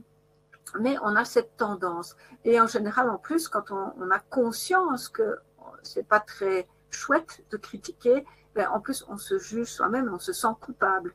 Je ne l'ai pas mis ici dans les fleurs, mais par exemple, il y a Pine quand on se sent coupable, justement. Donc, Pine, c'est aussi pour se pardonner d'être imparfait. Donc, voilà, il y a plein de fleurs qui peuvent vous aider déjà au niveau de votre pratique spirituelle. Pour le yoga, pour calmer le mental, etc. Mais en plus, ça va vous aider dans votre chemin de développement personnel. Parce que vous avez vu que c'est lié. Si votre développement personnel n'est pas harmonieux, n'est pas comblé, ben vous aurez des difficultés à avoir accès à votre spiritualité, une spiritualité épanouie au quotidien. Alors, en rééquilibrant la conclusion un petit peu, c'est en rééquilibrant nos émotions, on arrive à entendre notre GPS, notre soi. Ce soi est connecté à notre chemin de vie, celui qu'on a choisi de vivre avant notre naissance, si on croit en vie intérieure, soit celui qu'on découvre en nettoyant notre petite lanterne. On apprend à suivre notre boussole intérieure. Le bon cap, comme je vous le disais, c'est la joie et la légèreté. Ainsi, nous rétablissons la connexion avec notre âme et nous passons du soi, vous avez vu, le soi avec un petit S, notre ego, au soi avec un grand S, c'est-à-dire cette entité globale, ce grand tout que vous avez déjà senti et qui est là tout le temps, pas à l'extérieur de vous, à l'intérieur de vous. Et c'est ainsi que nous unifions notre corps à l'âme. Alors, quelles sont les étapes pour arriver à apaiser notre ego avec les fleurs de bac qui entendent notre âme? Je vous la fais rapide, mais j'en ai déjà parlé un petit peu dans la conférence, quoi. C'est découvrir les masques que l'ego et qu'on se met de manière inconsciente. Ça, c'est la première étape. Hein. La première étape, c'est découvrir ces masques. Repérer les moments où l'ego tente de prendre le contrôle, parce que ça c'est aussi une autre chose, hein. Et ça souvent c'est avec vos émotions, vous pouvez repérer que c'est votre ego qui essaie de prendre le contrôle. Trouver alors là où les fleurs pour dissoudre les nœuds qui vous ont tiré vers le bas et prendre ces gouttes, parce que ça c'est important de prendre ces gouttes, hein. Si vous les laissez dans votre étagère ou si vous n'allez pas les acheter, ben il n'y a rien à faire, ça ne marchera pas. Et puis voilà, laissez-la briller la lumière. Qu'est-ce que ça va vous apporter? Plus de facilité à vous connecter à ici et maintenant, parce qu'en plus, il existe des fleurs spécifiques pour l'ancrage. Augmentez votre confiance dans le grand tout, en augmentant vos fleurs, ça j'en ai parlé aussi. Réparer les expériences négatives, parce que votre ego, il a retenu toutes les expériences négatives et il essaie de vous en protéger. Donc, c'est ça qui nous conduit tout le temps à reproduire les mêmes erreurs parce qu'on croit qu'on a compris comment se protéger et ce n'est pas du tout le cas. Parce que c'est votre ego qui a les commandes, en fait. Vous débarrassez des jugements et des critiques qui arrivent automatiquement. Donc, ça améliorez vos relations avec les autres. Vous vous rendez bien compte qu'en ouvrant votre cœur sans avoir peur d'être blessé, ben, vous allez être beaucoup plus connecté aux autres. Alors, vous voyez, ça va vous apporter plein de trucs. Hein. Mieux transmettre votre lumière sans aveugler les gens. On reparle de mon enthousiasme là. Trouver un équilibre entre le service et vos besoins d'humain, parce que de nouveau, comme je vous le disais tout à l'heure, on a parfois l'impression que la mission, c'est le sacrifice, mais pas du tout. Il faut d'abord remplir nos besoins d'humain avant de pouvoir être pleinement épanoui dans notre mission spirituelle, si c'est ça qu'on a envie de faire. Hein. On remonte plus facilement la pente avec les fleurs de Bach parce qu'on ne reste pas dans ces nuits de l'âme, hein, dans les nuits noires de l'âme, parce qu'on sait que les fleurs peuvent nous apporter. Il y a une fleur en particulier qui peut vraiment, qui s'appelle Star of Bethlehem, qui peut vraiment vous apporter, voilà, l'étoile de Bethléem, l'espoir dans une vie différente. Prendre de la hauteur, hein. Voilà, parce que là, on voit mieux la route que quand on a le nez dans le guidon, évidemment. Dépasser le sentiment de la solitude du héros. Vous savez, ce que j'expliquais tout à l'heure, quand on se sent complètement seul et qu'on ne sait pas comment communiquer, comment faire pour nettoyer notre petite lanterne et que les gens viennent à nous spontanément sans devoir aller les chercher, parce que ça, c'est trop fatigant. Hein. Moi, j'ai abandonné. J'attends qu'on m'appelle. Hein. Alors, transformez chaque moment de votre vie en une occasion de rayonner et pas seulement quand vous êtes dans votre pratique personnelle. C'est ce que je vous disais. Briller, briller, briller. Nettoyez les vitres et laissez briller plutôt. C'est plutôt comme ça, quoi. Donc, je vais aller vite. Hein, voilà ce que c'est la spiritualité au quotidien. Dans cette conférence, ce qui nous empêche de la vivre, les fleurs de Bach, comment elles agissent pour nous transformer en toute sécurité. Ça, c'est important. Le docteur Bach, sa philosophie spirituelle, on peut lui faire confiance parce que lui, il a découvert ses remèdes sur cette base de cette philosophie qu'on essaye d'appliquer au jour le jour. Notre ego, hein, le gardien du chemin du corps à notre âme et des fleurs pour apaiser directement notre ego. On a découvert plus que... Et 7 points de repère, donc ça c'était les catégories, les 7 points de repère, c'est les catégories d'émotions qui font qu'on sent que notre ego est à l'œuvre. Alors, est-ce que vous êtes intéressé d'en apprendre plus sur les 38 fleurs au service de votre spiritualité? Répondez un peu dans le chat. Tu ouvres le chat, Stéphanie, pour voir s'ils sont OK. Oui, oui. Alors ça c'est moi hein, pour l'instant. Ils n'ont pas encore eu le temps de répondre. Par contre, du coup, je vais en profiter pour Alicia qui demandait comment le savoir si c'est du bon ou du mauvais. Et je pense que tu as répondu en disant que si c'était dans la joie et dans la légèreté, donc c'est plutôt un message de quelqu'un de sympathique, on va dire. Tu confirmes, Stéphanie, toi qui as l'habitude de la guidance. Hein. Je suis d'accord. Et donc là, on dit il y a une flopée, ça y est, de oui, oui, oui, bien sûr, oui, oui, oui. Plein de oui. Je crois que tout le monde est impatient d'écouter la suite et d'en savoir plus. D'en savoir plus, ok. Eh bien, pour en savoir plus, eh bien, je vais vous proposer 3 ateliers en ligne qui vont vous apprendre l'utilisation des fleurs de Bach au service de votre personnalité. Donc là, les fleurs de Bach n'auront plus aucun secret pour vous et la construction de votre personnalité n'aura plus aucun secret. Après ces ateliers, vous pourrez repérer facilement les pièges de votre ego. Hein, ça, c'est vraiment le but. Parce que sinon, si on n'a pas de prise de conscience par rapport à ça, on ne sait pas changer, en fait. C'est ça le problème. Identifier les fleurs spécifiques à votre ego, évidemment, parce que c'est bien beau de savoir notre ego est à l'œuvre, ok, mais c'est quelles fleurs qu'on va devoir utiliser qui vont apaiser notre ego ou nous aider dans notre pratique spirituelle, en fait. Hein. Donc, voilà, là, c'est un peu de blabla. Hein. Si vous vouliez réconcilier votre nature humaine, voilà, j'affiche, vous n'avez qu'à lire. Voilà, prier le plus souvent possible. Ça c'est quand même chouette, quoi. Alors, agir de plus souvent à partir de votre soi. J'adorais cette photo. Votre soi, c'est le Bouddha, là, qui est grand. Et nous, en général, on se met au niveau du petit escargot, là, et on s'imite tellement à notre petit 3D, 3 dimensions, d'espace et de temps. Alors que si on écoute le Bouddha qui est en dessous de l'escargot, eh bien, ce sera beaucoup plus porteur pour notre vie future. Et alors vivre, voilà, une spiritualité incarnée, joyeuse chaque jour. Franchement, le Dalai Lama, je suis allée le voir en conférence. C'est un grand gosse, il fait des blagues tout le temps. On ne sait pas rester sérieux pendant ses conférences. Il vit vraiment une spiritualité incarnée dans la joie tous les jours, lui. Hein. C'est vraiment pour moi un modèle d'incarnation, on va dire, parce qu'il est très joyeux et très rigolo, hein, franchement. Alors, dans ces ateliers, vous allez découvrir comment votre personnalité vous empêche de rentrer en connexion avec le tout. Donc, je développe beaucoup plus que ce que vous avez fait ici. Hein.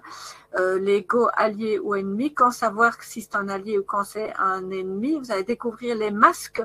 Et alors, 14 fleurs. Dans le premier atelier, il y a 14 fleurs. Donc, les ateliers, c'est un groupe, hein, c'est un pack. Hein. Donc, il y a 14 fleurs qui correspondent au masque 2. Il y en a 4 de masques et il y en a 2. Et déjà, vous voyez, 14 fleurs pour le masque 2. Hein. Mais n'ayez crainte par rapport à ça parce que tout est détaillé. En fait, l'idée, c'est vous avez une checklist. Il suffit d'écouter ce que je dis à propos de la fleur. Vous checkez les fleurs. Je vous donne une astuce pour les classer par ordre d'importance et vous prenez les 7 les plus importantes. Voilà. Et en général, vous allez voir en fonction de votre personnalité, 7 c'est déjà beaucoup, quoi. Hein. Vous allez trouver d'autres choses. Évidemment, chaque fois, il y aura des questions-réponses. Hein. Les caractéristiques et la mémoire du tout, comment est-ce qu'on arrive à être connecté à cette mémoire qui est partout et qu'est-ce que c'est en fait ce réservoir d'informations auquel on est connecté. On fait un petit peu de physique quantique en fait, hein. Émotion et énergie aussi. L'histoire derrière les fleurs de Bach, on reprend plus en grand, vraiment comment les fleurs fonctionnent. Là, pour le masque 1 et 4, il y a 19 fleurs de nouveau. Et l'atelier, j'ai mis 2 fois atelier 2, l'atelier 3, c'est le mental et la conscience, comment ça s'organise là-dedans, c'est quoi les prises de conscience, de l'onde à la matière, on refait de la physique quantique, et la spiritualité et notre santé physique, là je vais plus développer alors les aspects de la spiritualité et comment elles vont être bénéfiques pour notre santé, et 13 fleurs qui correspondent alors au masque 3. Et donc, dans ces 3 modules, on verra, qu'est-ce que vous allez recevoir. Ça, c'est le truc. Mais j'ai préparé plein de cadeaux pour vous parce que justement, pour toutes ces personnes qui sont au niveau 2, 3, 4, 5 et qui ne connaissent pas très bien les fleurs de Bach, je vous inscris automatiquement. Vous allez être inscrit automatiquement. Vous allez avoir un accès personnel à la formation complète sur les fleurs de Bach. Cette formation que je vends en ligne, qui a une valeur de 297 € hein, pour les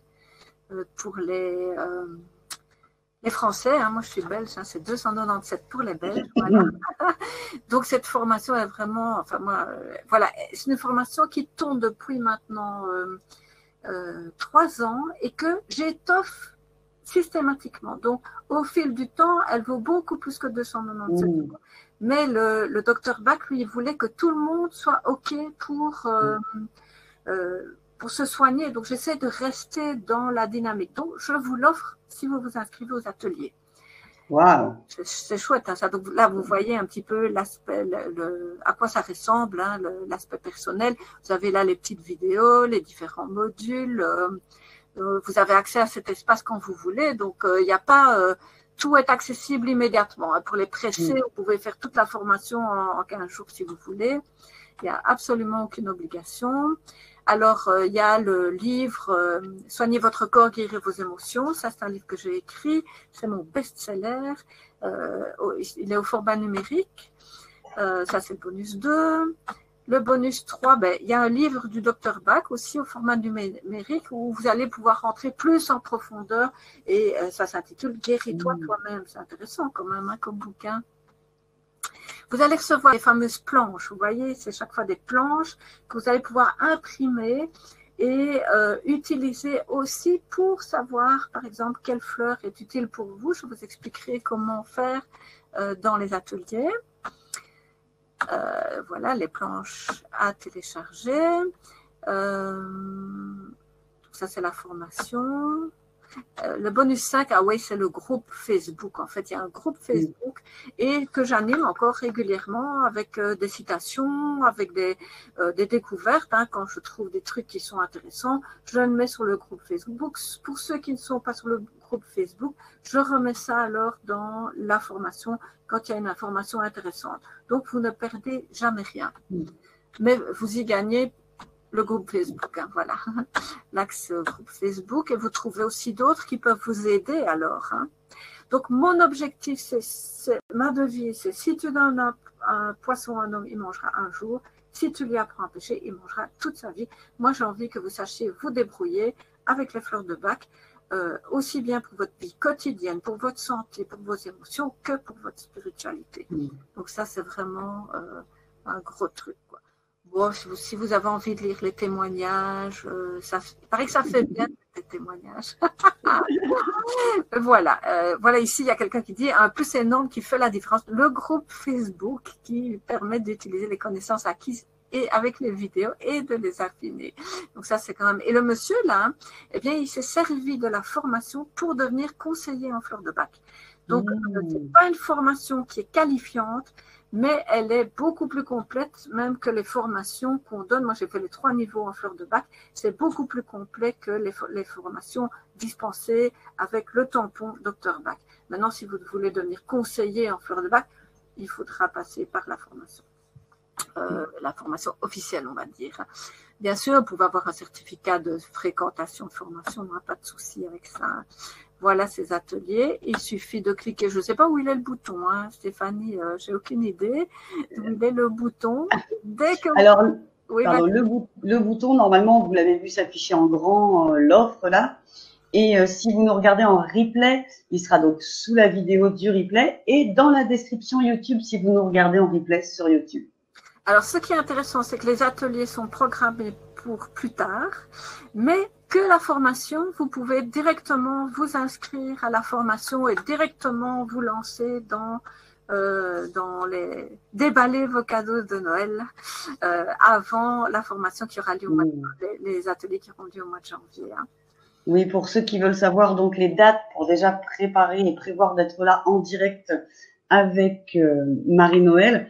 Le premier atelier sera le mercredi 6 janvier, le second le mercredi 20 janvier et le troisième le mercredi 27 janvier. Vous retrouvez toutes ces informations sur le site. Quand vous aurez cliqué, vous voyez comme moi là, c'est très simple. Et pareil, vous avez vu un petit peu tous ces bonus que Marie-Noël nous donne, c'est impressionnant.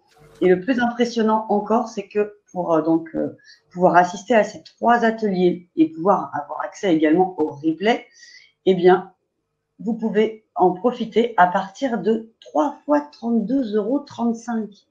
C'est assez formidable. Vous pouvez aussi payer en 2 fois 48,50 € ou en 1 fois 97 € pour la version streaming disponible 24 heures sur 7, 7 jours sur 24 heures sur 7, 24 heures sur 24, 7 jours sur 7, pardon. Sans téléchargement. Et vous avez la version donc téléchargeable. Vous avez donc la vidéo et un fichier MP3 que vous pouvez télécharger. Et donc là, après, en profiter hors connexion de ces 3 ateliers. Et c'est 3 fois 45,70 €, 2 fois 68,50 € ou bien 1 fois 137 €. Alors, autant vous dire tout de suite quand même que c'est super cadeau parce que rien que la formation que vous offre Marie-Noël est à 297 € avec l'accès au groupe Facebook, avec des personnes avec qui vous allez pouvoir partager, discuter. Enfin, vraiment. Donc, je suis évidemment. Bien sûr. Voilà, donc vous recevez évidemment les trois ateliers. Ah oui, je voulais dire par rapport aux ateliers que bien sûr, si vous ne savez pas y assister en live, vous avez accès à ces ateliers en replay et vous pouvez me poser des questions avant les ateliers. Comme ça, j'ai l'occasion, moi, d'y répondre pendant les ateliers. Donc, tout à fait interactif malgré tout. Donc, je vous rappelle la formation, le bouquin, le Dr Bac, les planches et moi, et le groupe Facebook et moi, je me suis mise, voilà, comme cadeau aussi. C'est votre cadeau. Voilà, alors est-ce qu'il y a des questions et des questions? Je vous écoute. J'ai vu passer des questions, je suis en train de redescendre. Alors, Van qui nous dit « Je comptais suivre les modules des formations agréées. Est-ce que cela y correspond ?» C'est pas du tout le même ordre, etc. Mais dans les grandes lignes, j'enseigne ce que le Dr Bac enseigne et ce qu'on enseigne dans les formations en fleurs de bac. C'est juste beaucoup plus complet que la formation du niveau. Maintenant, on peut devenir conseiller. Moi, je suis conseillère en fleurs de bac, mais je n'ai pas choisi de passer l'agréation parce que je n'avais pas trop envie de rentrer, d'être un peu… voilà, je n'avais pas trop envie d'avoir des comptes à rendre, on va dire, au centre bac. Et donc, je suis conseillère en fleurs de bac. C'est comme ça sur ma carte d'identité, sur ma carte de visite, mais c'est pas pour ça. Donc, vous serez à même de conseiller les gens après la formation, après les modules. Et évidemment, pas simplement si vous les achetez, il faut les suivre. Hein, je vous rappelle quand même. Complètement. Voilà. Stéphanie, est-ce que j'arrête le PowerPoint et qu'on montre nos jolis visages? Tu peux. Voilà. C'est mieux comme ça. Rebonjour tout le monde. Bonjour. Il y a Daniela également qui demande, utilisez-vous un pendule pour le choix des plantes? Ça peut se faire. J'ai un de mes clients qui utilise le pendule, qui utilise un pendule. Ça peut se faire, oui, tout à fait. Maintenant, c'est plus intéressant de le connaître parce que, de nouveau, il y a toute une partie de prise de pouvoir sur soi-même. En prise de pouvoir sur ses émotions, prise de conscience sur ses émotions, donc se faire confiance à soi. Évidemment, on peut tout à fait faire confiance à son pendule, c'est pas la question, mais voilà. Moi, je trouve qu'il y a cette dimension de découverte personnelle qui est peut-être moins présente dans le pendule, on va dire. Mais ça peut marcher, voilà. Alors après, tu as beaucoup de merci. Caroline qui dit merci Marie-Noël, c'est toujours un plaisir de réécouter le déroulé. Laetitia, merci beaucoup Marie-Noël, c'est Noël avant l'heure. Voilà. Merci à toi et Stéphanie pour ce webinaire vraiment intéressant. Donc, alors, pardon. Ah oui, à Sylvia, j'avais une question, c'était est-ce que ça sent? Est-ce que les fleurs de bac, ça a une odeur? Non, ça n'a pas d'odeur du tout parce que il n'y a pas eu de temps. En fait, ça va avoir l'odeur du conservateur. Celle que je fabrique moi-même, parce qu'on peut aussi fabriquer ces fleurs de bac et donc finalement avoir toute sa panoplie, si on trouve les bonnes fleurs, si on respecte, et tout ça est expliqué dans la formation aussi. Ça a l'odeur du moyen de conservation. Moi, je les conserve dans du cognac comme le docteur Bach le faisait. Donc, ça a le goût et l'odeur du cognac. C'est pas mal, ça. Il y a Samia qui dit, si j'ai bien compris, si je ne peux être présente pendant le direct, j'aurai accès en replay. Exactement. À vie, 24 heures sur 24, 7 jours sur 7, quand tu es connecté, si tu choisis la version sans téléchargement. Et même quand tu n'as pas de connexion, si tu as choisi la version téléchargeable et que c'est téléchargé donc sur ton téléphone ou ton ordinateur. Oula, ça recommence à aller vite. Je redescends. Isa, est-ce que Oli aide quand on a de la colère, s'il vous plaît? Oui, Oli, c'est la fleur de la colère. Donc, c'est une des fleurs, parce que finalement, on peut être en colère pour beaucoup de choses et ça peut se décliner. Il y a plusieurs fleurs qui vont générer de la colère, mais ce ne sera pas la même colère. Donc, c'est important de savoir quelle colère, si c'est une colère rentrée, si c'est une colère à cause de ressentiment, si c'est une colère… je veux dire, il y a au moins 4-5 fleurs qui peuvent… 4-5 sortes de colère qui peuvent être apaisées par 4-5 sortes de fleurs différentes.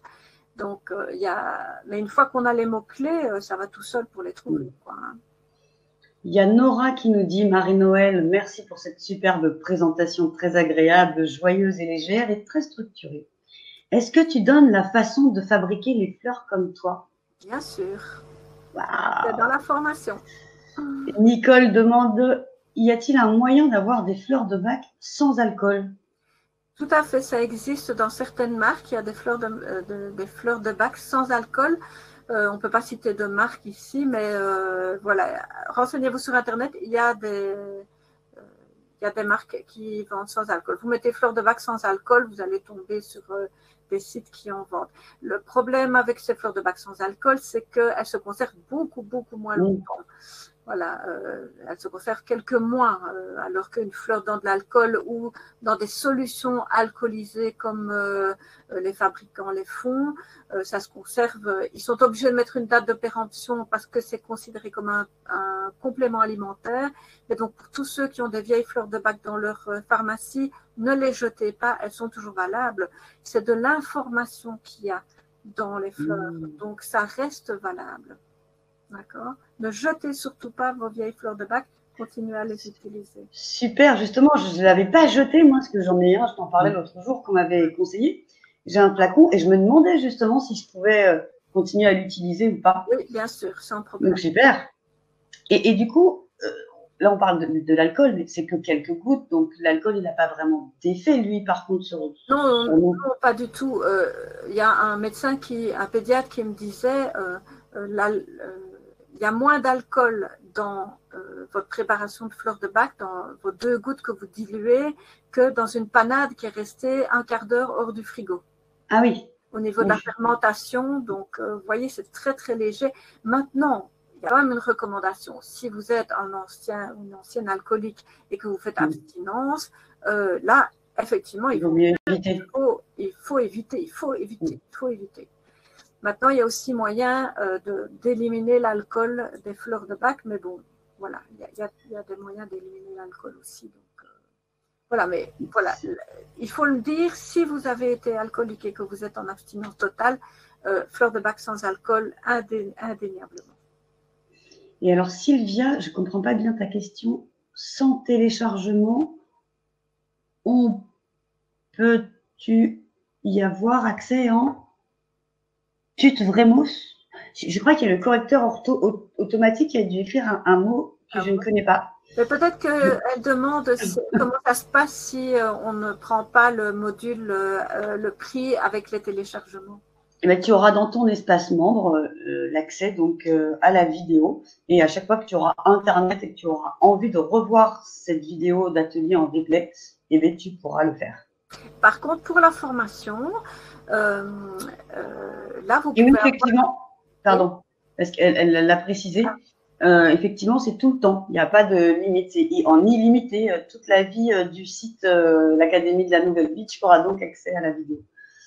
Voilà, et pour ce qui est de la formation, l'accès à la formation, tout sera téléchargeable en principe dans 1 mois parce que cette formation est vendue avec une garantie d'1 mois. Donc voilà, mais si vous m'écrivez un petit mail, je change la date et comme ça vous pouvez tout télécharger. Mais de nouveau, c'est le même principe, vous avez accès à votre espace membre tout le temps et vous pouvez regarder tout le temps. Mais tout est téléchargeable. Vous pouvez tout avoir sur votre ordinateur. Émilie demande sous quel format est offert le livre si nous participons à la formation. C'est un format PDF. Anne-Marie, est-ce que les fleurs de bac peuvent aider pour maigrir? Les fleurs en général, les prises de poids sont en grande partie liées au côté émotionnel. Et donc, comme les fleurs de bac agissent directement sur les émotions, elles peuvent agir directement sur les prises de poids. De nouveau, concentrez-vous bien sur vos émotions, sur tout ce qui vous fait encore vibrer négativement pour le moment et vous aurez des indications sur les fleurs à prendre alors. Et Betty demande combien de temps utiliser les fleurs de bac? Le docteur Bach préconisait 3 semaines et puis après on les prend plus pendant 1 semaine et puis on regarde ce qui apparaît parce que c'est toujours une actualité. On ne prend pas des fleurs comme ça. Il y a toujours un lien avec ce qu'on est en train de vivre ici et maintenant. Ça parle d'incarnation. Super, merci. Alors, Sandrine, comment le docteur Bach a identifié la fleur qui traitait telle émotion, colère ou peur, par exemple? Par intuition. Il a écouté son âme et alors au départ, il faisait des tests en aveugle, etc., avec ses patients.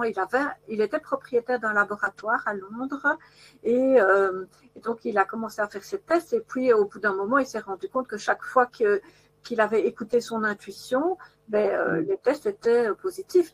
Il a aussi eu plusieurs versions, donc en 5 ans d'exploration, il a exploré ça pendant 5 ans, il a eu différentes approches des fleurs. Au début, il en avait trouvé que 12, il avait l'impression que 12 c'était bon pour tout ce qu'on vivait, puis il en a rajouté parce qu'il avait trouvé que ça n'allait pas, il y avait certaines nuances qui devaient être, et au total 38. Peut-être qu'il en aurait découvert encore. Il considérait que son système était complet avec 38 fleurs. Et effectivement, il y a d'autres élixirs floraux, mais les 38 fleurs, c'est vraiment le tronc, quoi, hein. Le tronc et les branches principales. Après, on peut trouver d'autres élixirs un peu plus contemporains, qui s'appellent d'ailleurs les élixirs contemporains. Mais les fleurs de Bach, c'est vraiment le tronc et les branches principales, quoi. Et Isa demande comment prendre les fleurs de Bach, combien de fois par jour? C'est 4 gouttes 4 fois par jour minimum. Donc, c'est 4 gouttes d'une dilution, mais tout ça est expliqué évidemment dans la formation en détail. Et donc, en fonction de ce que vous vivez comme situation, vous pouvez les prendre plus souvent. Le minimum, c'est 4 gouttes 4 fois par jour. Mais il y a plein de cas où on peut les prendre différemment, notamment le rescue, etc. Voilà, tout est détaillé dans la formation. Alors, il y a Nicole qui demande quelle est la fleur pour l'ancrage, s'il vous plaît. Il y en a, ça dépend comment on est désancré. Oui, c'est ça, c'est ce que je pensais. Je pensais bien que c'est être une réponse comme ça, effectivement, parce que suivant la raison profonde. Il n'y a pas une fleur de Bach pour tel problème. Il y a une fleur de Bach pour votre type de problème, pour votre personnalité. Donc, c'est en fonction de votre personnalité. C'est ça que c'est intéressant de connaître soi-même les fleurs, parce qu'on ne se trompe pas alors, on prend vraiment les fleurs. C'est ça aussi, on vend des fleurs avec des mélanges tout faits. Okay, dans les 7 fleurs du mélange, il y en aura peut-être 2 qui vous conviendront. Et il y en a 5 qui ne serviront à rien. Par contre, si vous faites votre préparation, il y en aura 7 qui serviront à quelque chose, ou 4, ou 3, ou voilà. Donc, c'est pour tout, c'est pour les maladies. On dit, c'est quoi pour soigner l'eczéma, c'est quoi? Non, c'est votre eczéma, c'est vous qui avez créé cet eczéma en fonction d'émotions que vous vivez. Et certaines personnes ont de l'eczéma parce qu'ils sont tristes, d'autres parce qu'ils sont en colère, d'autres parce qu'ils ont peur. Donc, ça va être 3 fleurs différentes. Donc, c'est vraiment une question à laquelle on ne sait pas répondre comme ça. Alors, il y a Anne-Marie qui demande quand on a de la stéatose non alcoolique. C'est quoi de la stéatose non alcoolique? Je n'ai aucune idée. Moi non plus. Bon, voilà, pardon Anne-Marie, on est désolé, on ne peut pas répondre à ça. Et Daniela, donc, qui nous demande peut-on en donner chez des enfants, à partir de quel âge? Et Ismaël, justement, qui demande s'ils auront des clés pour utiliser les fleurs de Bach sur les enfants. Bien sûr, il y aura des clés pour utiliser les fleurs de Bach sur les enfants. Il y a toute une série de petites vidéos, d'ailleurs, qui ne sont pas de moi, mais que j'ai inclus dans la formation, auxquelles ils ont accès. Et écoutez, il y a des maternités qui utilisent les fleurs de Bach dès la naissance et qui mettent les fleurs de Bach dans le bain du nouveau-né, qui en donne à la maman. Et donc, on peut les utiliser dès la naissance. Eh bien, écoute, super, il y a encore beaucoup de gens qui te remercie. Et alors, Daniel qui dit les fleurs de Bach en même temps que les anxiolytiques pour dépression. Est-ce que c'est possible? C'est tout à fait possible. Les fleurs de Bach n'ont pas de contre-indication.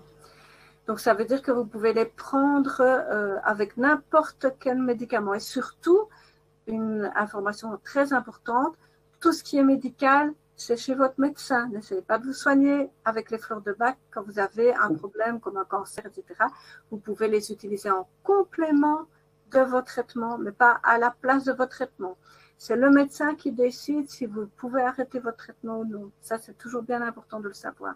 Mais par exemple, dans un hôpital ici tout près de chez moi, il y a un service spécialisé qui accompagne les personnes dans leur chimiothérapie avec les fleurs de Bach. Donc, voilà. Et Isa nous dit, j'hésite pour faire la formation, j'ai peur de me tromper. Quelle fleur de Bach puis-je prendre? Ah, vous hésitez entre un oui et un non? Ou alors, il faudrait savoir qu'est-ce qui fait peur dans cette hésitation? Est-ce que c'est la peur d'être débordé? Est-ce que c'est d'informations? Est-ce que c'est la peur de ne pas être à la hauteur? Est-ce que, de nouveau, je ne sais pas répondre à cette question-là. Il y a plusieurs fleurs qui peuvent… C'est pour ça qu'Isa, il faut que tu as besoin de prendre cette formation justement pour savoir après, eh bien, quelle fleur de bac. Voilà, les ateliers qui vous donneront toutes les indications pour définitivement arrêter d'hésiter entre deux choses. Parce que ce qui est intéressant, et on revient au traitement, les fleurs de bac, elles vous soignent en profondeur. Vous allez peut-être devoir prendre les fleurs, une telle fleur, par exemple, moi, ma fleur de départ, c'était impatience. Je l'ai prise pendant plusieurs mois avec des interruptions et je dois la prendre de moins en moins souvent parce que mon impatience est guérie. Donc ça, c'est vraiment intéressant à savoir. Donc, même si vous prenez des anxiolytiques ou des antidépresseurs, votre fleur de bac va utiliser ça vraiment. Les fleurs vont vous faire une assise, vont faire, et à un moment donné, peut-être vous pourrez abandonner votre traitement. Mais ça, je répète, c'est le médecin qui décide. Nadia nous dit, c'est bon, j'ai pris la formation, hâte d'y être. Eh ben, bienvenue Nadia, bienvenue pour ces 3 ateliers. Ah oui, je suis vraiment contente. Bienvenue Nadia, je me réjouis de vous rencontrer en vrai. Enfin, en vrai, c'est-à-dire presque vrai. C'est-à-dire que maintenant, c'est plutôt ça le vrai, hein. C'est plutôt l'informatique. Alors, la stéatose non alcoolique, Anne-Marie nous dit que c'est une maladie du foie, la maladie du foie gras, pardon, due au stress. Ah, bah alors, justement, les fleurs sont. Vous prenez peut-être des fleurs sans alcool pour ne pas rajouter de l'alcool sur votre foie, mais ça va surtout améliorer votre stress. Ça va vraiment vous procurer une grosse amélioration sur votre stress, pouvoir identifier votre stress.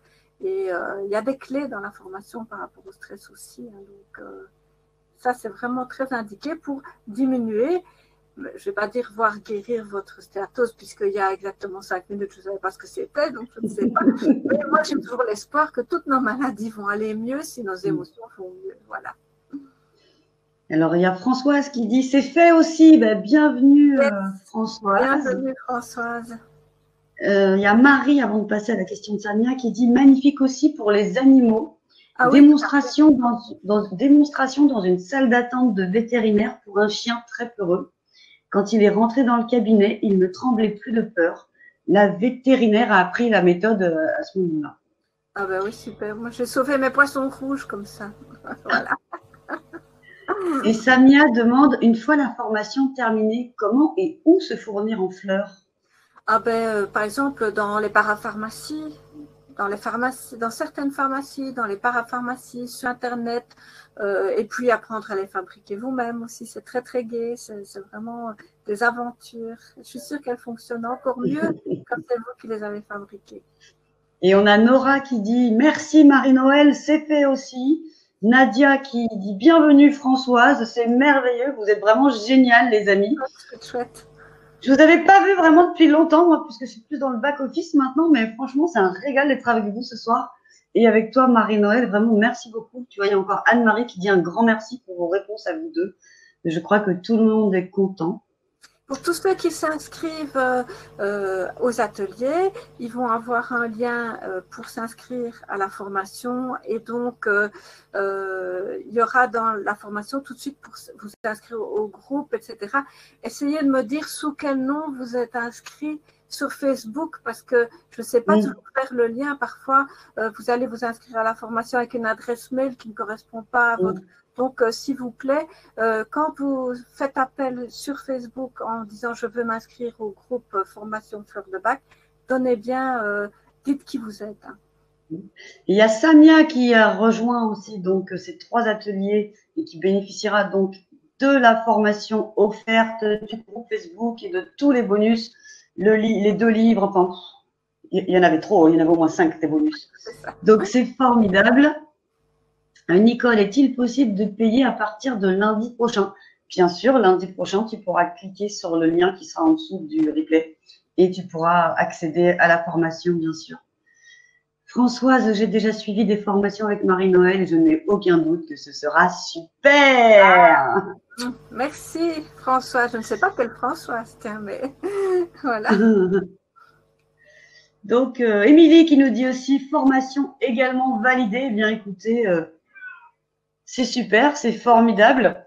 Je crois que nous allons du coup peut-être libérer Marie-Noël maintenant, qui vient de nous accorder presque 2 heures de son temps pour nous apprendre tout ça.